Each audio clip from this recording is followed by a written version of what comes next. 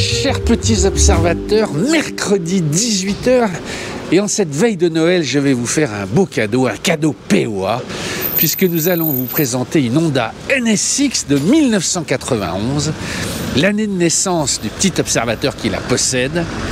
Il s'appelle Adrien, et quand il nous a appelés, forcément on s'est dit mais oui, ça va bien Adrien? Ça va bien et toi Renaud?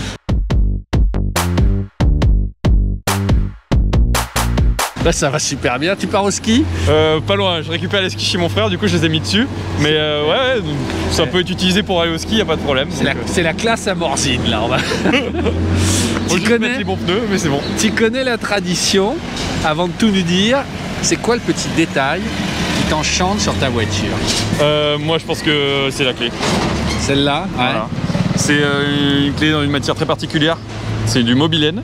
C'est un alliage de nickel et de cuivre qui a été fait et toutes les clés de NSX sont comme ça. Et je trouve que c'est vraiment un super beau détail, c'est quelque chose qu'on a dans la main, c'est vraiment beau, elle se patine avec le temps et pour moi c'est légèrement cuivré, ouais. Wow. C'est assez lourd en plus, donc c'est rare de voir des c'est quoi l'alliage? C'est du mobilène, ça s'appelle. C'est un truc un peu particulier. Bon, comme plein de choses sur cette voiture. Bah, alors tu mets la barre très haut, on va le dire tout de suite, tu connais cette voiture sur le bout des doigts, tu roules avec tous les jours et tu as créé une sorte de club. Exactement, alors on est très peu en France, donc j'ai créé un petit club qui s'appelle le NSX Club France. Et donc c'est essayer pour réunir tous les propriétaires de NSX en France, un peu s'entraider, se donner des conseils sur l'achat de pièces, qu'on fait des commandes groupées au Japon ou autre. Et donc l'idée c'est de tous se regrouper, on n'est pas beaucoup. Il y en a combien de NSX en France? Alors on en a vendu 130 en France et des NSX à l'heure actuelle il en a entre 50 et 55. Voilà. Viens avec moi, on va tourner autour. Moi du coup je vais faire le néophyte puisque tu es le sachant sur cette histoire. Juste pour te lancer, c'est ce que je te disais au téléphone, moi je me souviens de deux choses avec cette voiture. C'est Ayrton Senna qui à l'époque travaille sur en tout cas son comportement. Et c'est l'anti-Ferrari par excellence. C'est ça le cahier des charges, c'est de dire faire mieux que Ferrari. Exactement, bah, c'était l'époque où vraiment le Japon montait en puissance sur beaucoup de choses. Tout le monde pensait que le Japon allait un peu dominer le monde et tout. Et dans les voitures c'était pareil, c'était la technologie, la performance. Et les Honda ils ont voulu concurrencer Ferrari, ils ont dit bon maintenant on va faire une voiture qui concurrence la Ferrari mais qui reste utilisable, comme une Civic. C'est ça l'idée, hein. Il faut que ça soit conduisable très facilement. Il faut que ça soit conduisable facilement, il faut qu'il y ait une bonne visibilité, il faut qu'il y ait la clim, il faut qu'il y ait un régulateur de vitesse, il faut que la sono elle marche, il faut qu'à 140 on puisse parler dans la voiture et que ça tombe pas en panne. Et ça c'était le cahier des charges, c'était écrit. C'était le cahier des charges, ouais. D'accord. Et après, bon, pour revenir à Senna, il y a beaucoup de choses qu'on dit là-dessus. Il n'a pas vraiment développé la voiture, c'est un peu un mythe. Il a fait une journée d'essai, il a dit que la voiture était un peu souple et ils ont remodifié des choses dessus. Il y a deux personnes qui ont vraiment développé toute la voiture, c'est un japonais qui s'appelle Nakajima et un américain qui s'appelle Bobby Rahal. C'est vraiment eux qui ont développé toute la voiture et Ayrton Senna il a vraiment fait qu'une demi-journée de test, donc c'est un petit peu un mythe. C'est marrant d'avoir un américain et un japonais, alors, et quoi, ils se sont répartis les tâches? Ils se sont un peu répartis les tâches et surtout Honda à l'époque vendait beaucoup aux États-Unis, venait de s'implanter aux États-Unis parce qu'il y avait des réglementations de production de voitures. Les Japonais ne pouvaient pas vendre plus qu'un certain nombre de voitures aux États-Unis, en France aussi d'ailleurs. Des quotas, Des quotas. Et donc ils ont quand même mis un américain dessus pour pouvoir développer la voiture, aussi pour les États-Unis, parce qu'elle a été vendue sous le badge Acura. Jamais sur le badge Honda? Jamais sur le badge Honda aux États-Unis. En fait, elle a été lancée sur le badge Acura de la même manière que Lexus a lancé la LS400 aux États-Unis à l'époque, ces mêmes années, 89, 90. Et c'était pour montrer que Honda et les Japonais pouvaient faire des voitures de luxe et des voitures performantes. Et donc sur les 18 800 NSX produites, il y en a eu quasiment 8000 qui sont allés aux États-Unis. Et après, il y en a eu 9000 au Japon et après, il y en a eu 1200, 1300 en Europe, à peu près. Donc les européennes sont les plus rares. Quand elle sort, c'est tout de suite un succès ou comment justement face au Graal Ferrari, elle est accueillie comment? Au début, aux États-Unis, ça a été un succès. Il y a beaucoup de stars qui en ont acheté, Robert Redford. Très bien, Robert. Si vous écoute. Il y a eu pas mal de gens. Il y a eu Steve Wozniak qui était le co-créateur d'Apple. Bill Gates en a acheté une. Aux États-Unis, ça a vraiment bien marché. En France, il y a eu pas mal de demandes au début. Et en fait, il s'est passé quelque chose, c'est que la voiture est sortie fin 89 au salon de Chicago pour production et livraison en début 90. L'usine qui fabriquait la NSX a été un petit peu plus lente à démarrer. Ils choisissaient des employés sur mesure. Il fallait avoir travaillé 15 ans chez Honda. Ils ont uniquement pris 200 employés sélectionnés, triés sur le volet. Et à partir de là, ils ont un petit peu de retard. Donc ce qui s'est passé, c'est que les commandes ont été décalées. Et les Japonais, en tant que personne assez honnête, on va dire, ont proposé aux gens qui avaient commandé des NSX en France et en Europe de rembourser les bons de commande. D'accord. Et sur 100% des bons de commande, il y a 75% des gens qui ont retiré leur demande pour acheter quelque chose d'autre. Et donc c'est pour ça qu'elle s'est très peu vendue en Europe à l'époque. Et les livraisons en Europe sont arrivées après mi-91. D'accord. Alors, Parle-nous un peu de sa structure. C'est un moteur arrière, hein, Alors c'est un moteur central arrière. C'est le fameux V6. Ouais, c'est un V6. C'est un V6 à 90 degrés, très compact. Normalement le V6 c'est plutôt 60-72 degrés. Donc je peux vous le montrer. Ouais, allons-y. Petite poignée ici. Toujours, toujours les poignées japonaises. Tac. On retrouve des trucs de Civic, c'est ça qui est fou. Ah, ça s'ouvre comme ça. Ça s'ouvre comme ça et après le moteur est caché dessous.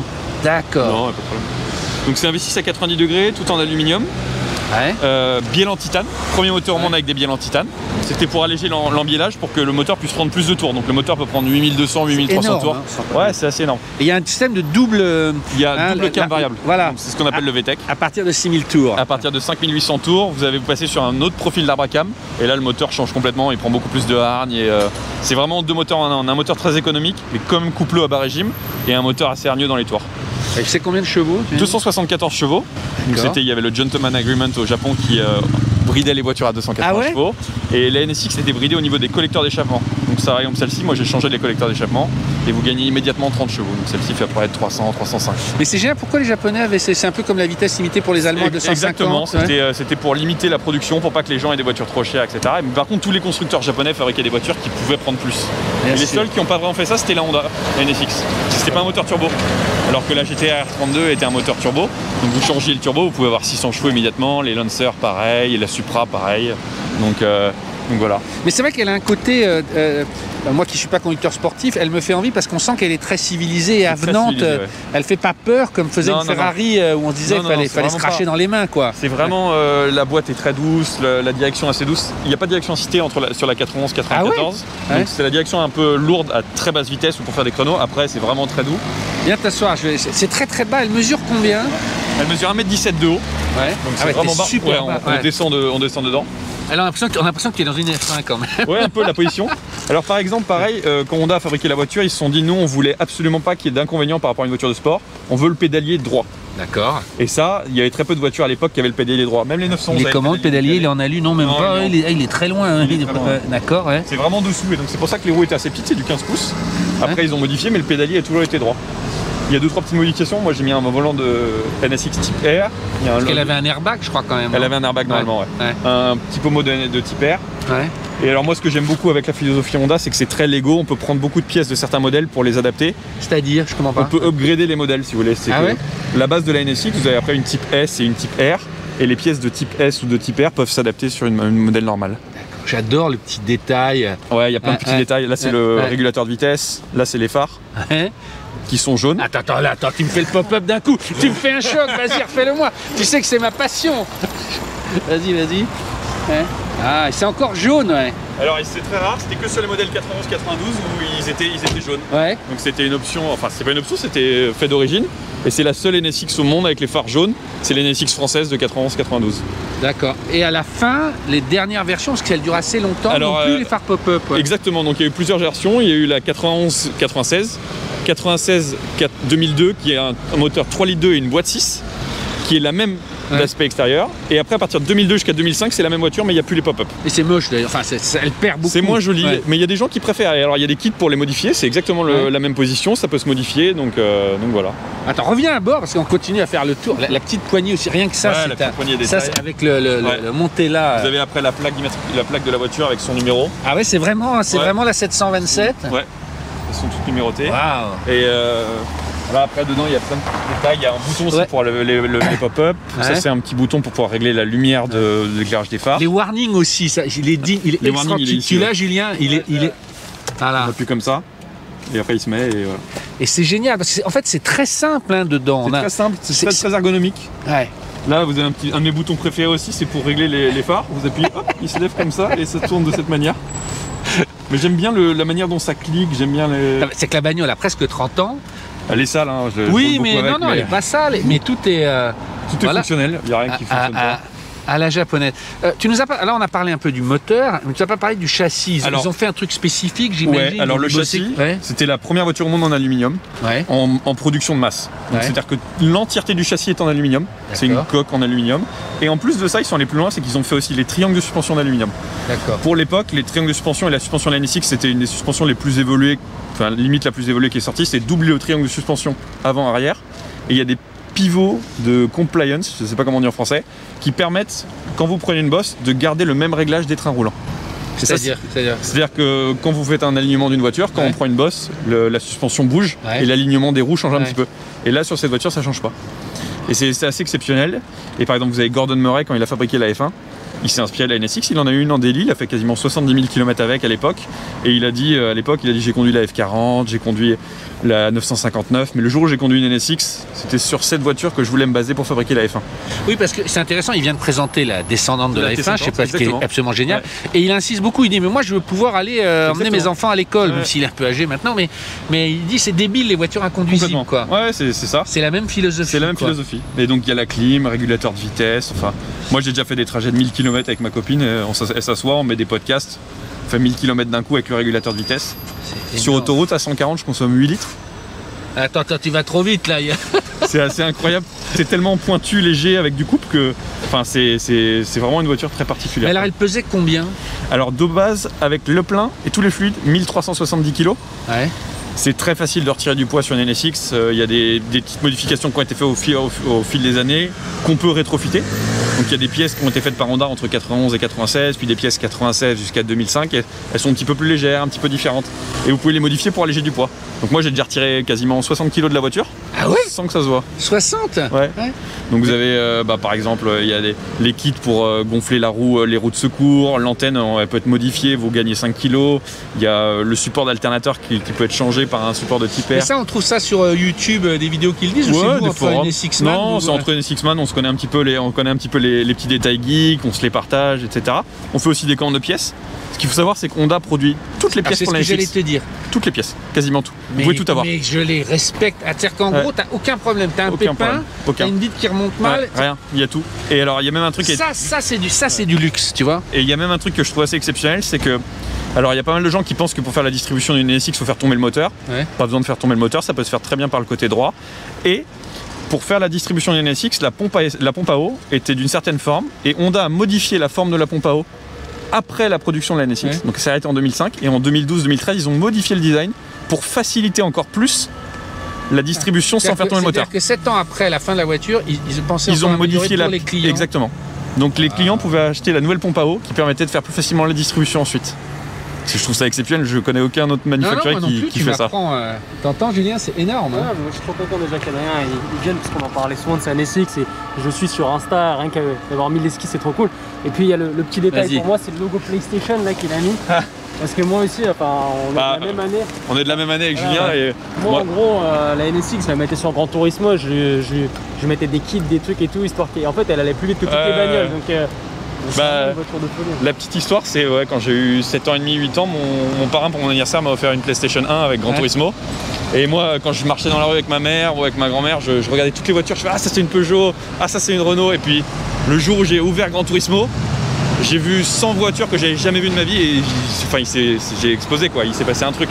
Et ça, notre génération, je pense des années 90, on a tous vécu avec l'évolution de Gran Turismo et c'est quelque chose de particulier. On a découvert un autre monde d'un coup et des voitures qu'on n'avait jamais vues, des éditions spéciales japonaises ou autres, et je trouve que c'est intéressant. À l'avant et à l'arrière, du coup, derrière le moteur. Le coffre et à l'arrière. On va regarder. Le coffre est très long, donc il y a un petit bouton pour l'ouvrir, c'est assez geek, c'est sur la portière, c'est un peu caché ici.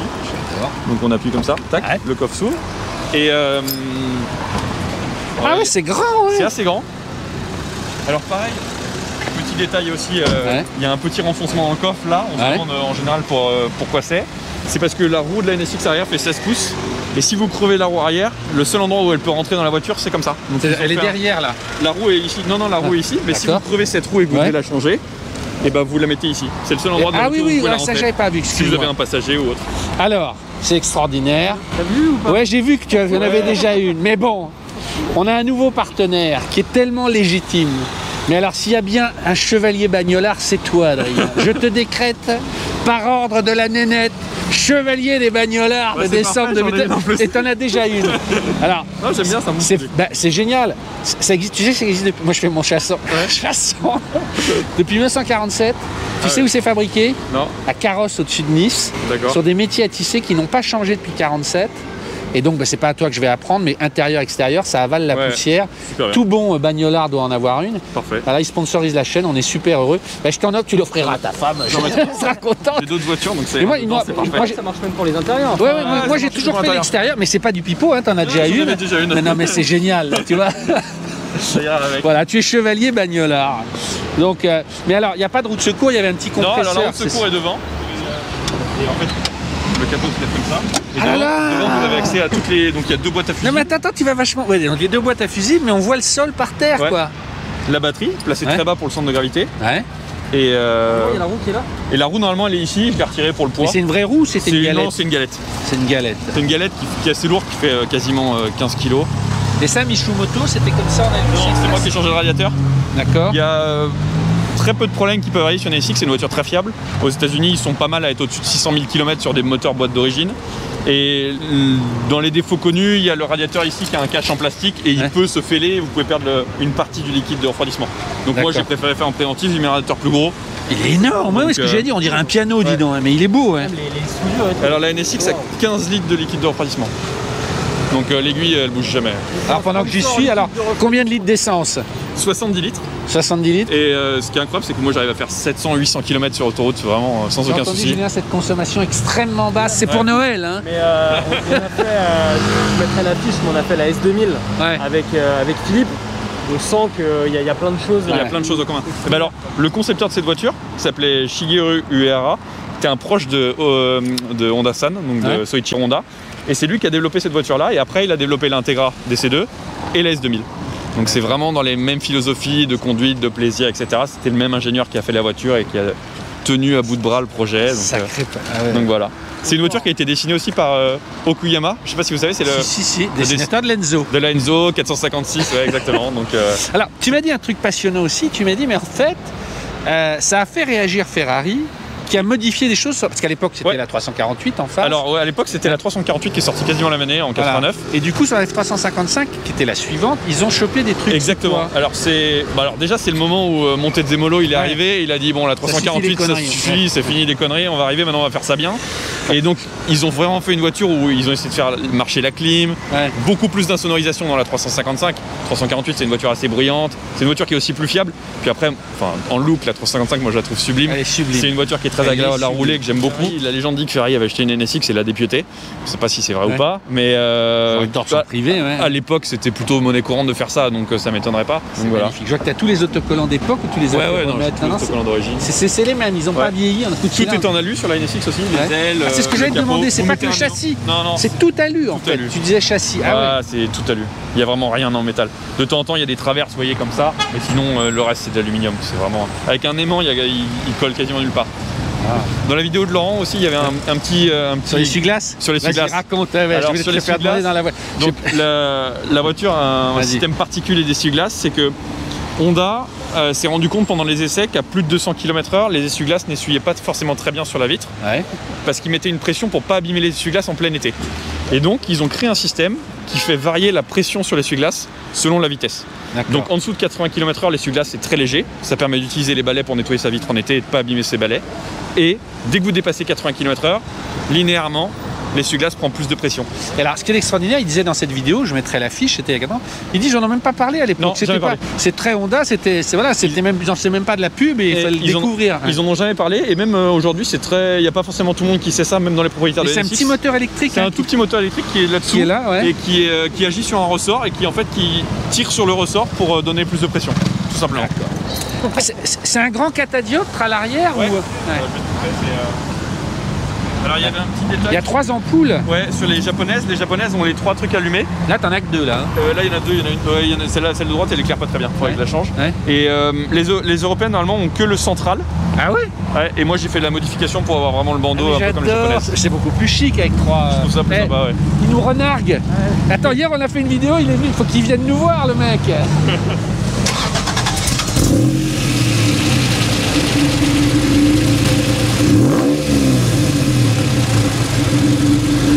Ça fait un râle un peu Porsche en ralenti, ça fait un bruit très mécanique.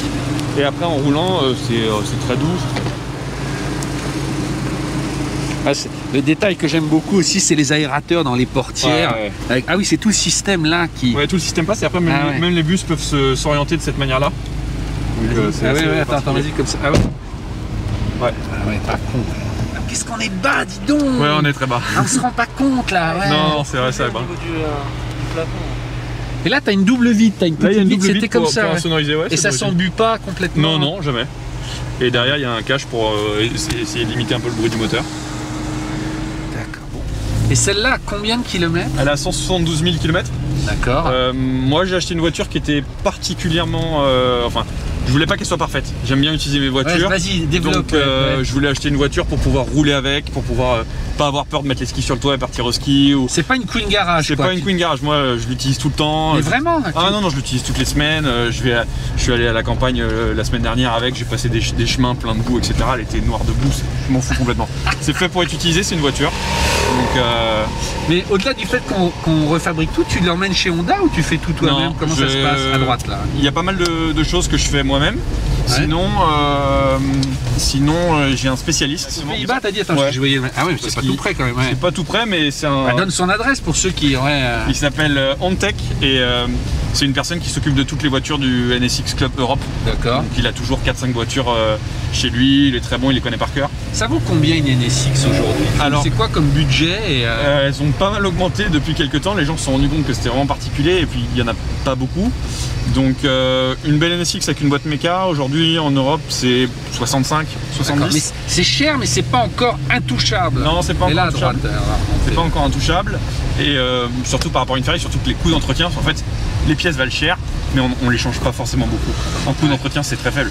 Moi j'ai déjà fait 20 000 km avec, je fais une vidange tous les 8000 km. 2-3 trucs mais c'est vraiment pas... Là t'as un voyant orange qui s'est allumé au tableau de bord, ça veut dire quoi? C'est mon ABS qui est une des maladies des premières NSX.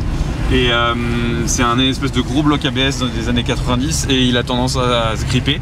Et sur le mien il est grippé. Et alors ça c'est quelque chose qui est très sympa, c'est que l'ABS des NSX de deuxième génération, donc de 2002-2005 est beaucoup plus performant. Et tu peux le monter. Et on peut le monter. Moi je l'ai commandé et je vais le faire cet hiver. Ah j'adore ça. Donc j'aime bien parce qu'ils ont pensé la voiture pour qu'elle puisse rester sur la route en fait. Ah mais c'est confortable, moi je suis bien assis. Voilà, ça fait un peu de bruit sur les pavés, mais sinon... Ouais, mais c'est les... Puis vous voyez, là je suis en deuxième à 1000 tours minute. Ouais. Je reprends sur le couple, on est à 1000 tours. Ouais, c'est beau, je suis fasciné, vraiment. Bonne voiture. C'est génial d'avoir... Mais elle n'a pas de descendante en fait. Non, elle n'a pas si, il y a la NSX d'aujourd'hui, mais qui n'a rien à voir. Ça n'a pas grand chose à voir. On peut l'avoir en boîte auto, puisque tu as dit. On peut l'avoir en boîte auto, exactement. Mais dès le départ ou c'est arrivé après? Dès le départ, c'est arrivé. Elles étaient un peu. C'est-à-dire qu'un vieux comme moi qui aime les boîtes auto, je peux avoir ça. Ouais, alors c'est un crime quand même. C'est un peu un crime sur une NSX. C'est une boîte 4, il y en a quelques-unes. Aux États-Unis, ils ont vendu beaucoup de boîtes auto, surtout sur les versions qui étaient Targa. Bah j'imagine. Ah oui, alors c'est ce que j'allais te demander aussi. Il y avait quand même des Targa. Il y a eu quand même des Targa.